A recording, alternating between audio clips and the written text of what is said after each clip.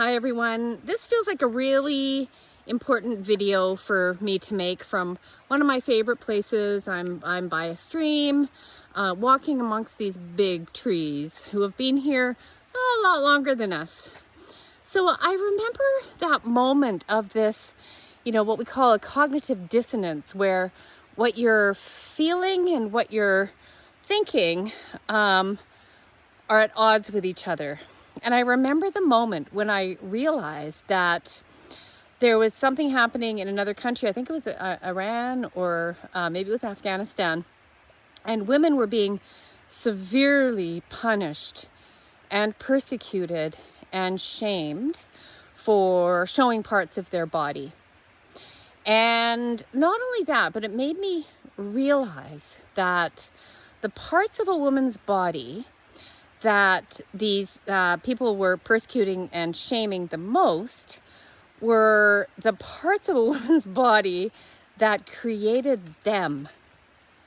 Now, just think about that for a moment.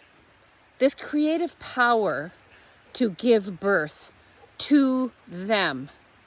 The women, created these people, gave birth to these people, to every person on the planet.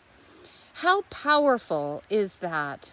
And I really started looking back in history to see that, there's this power that we have that has been absolutely targeted. And I'm not a conspiracy theorist. It's pretty obvious once you notice it, you can't unsee it. And I was really drawn to the story of the Magdalene laundries in Ireland. Magdalene, named after Mary Magdalene, who in fact was never a prostitute, but it was actually quite powerful, but labeled that way to diminish, her power. And I never thought about it after, but my name is rooted in Magdalene. It's basically the same name.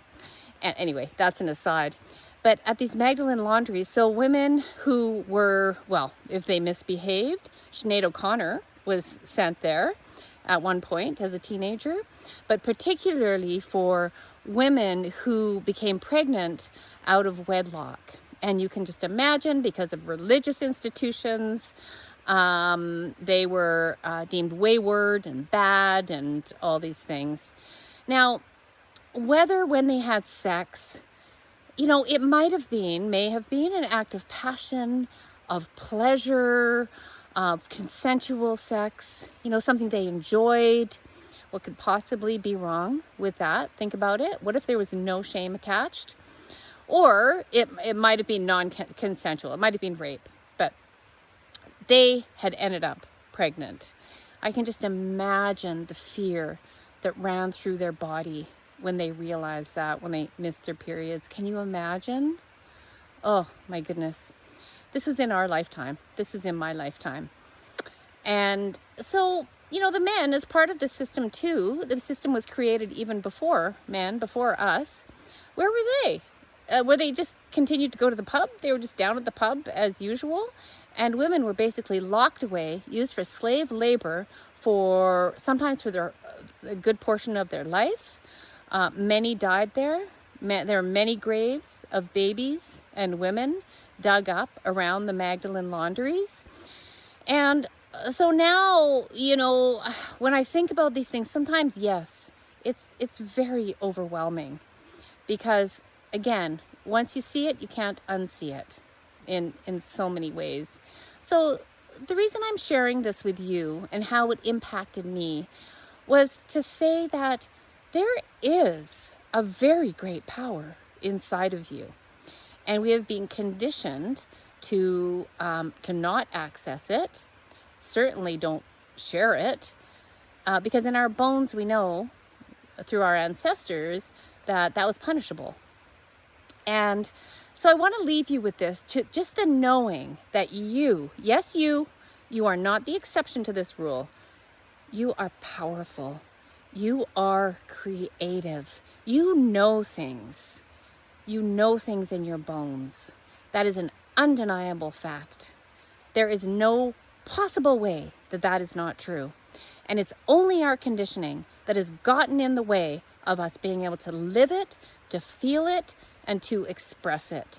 And this is my mission here on earth, and the rest of the, what I have left here is to assist women to truly heal so they can live their best lives as their most free, authentic self at whatever stage. But I mostly work with women who are in midlife and past, just because that's where I'm at.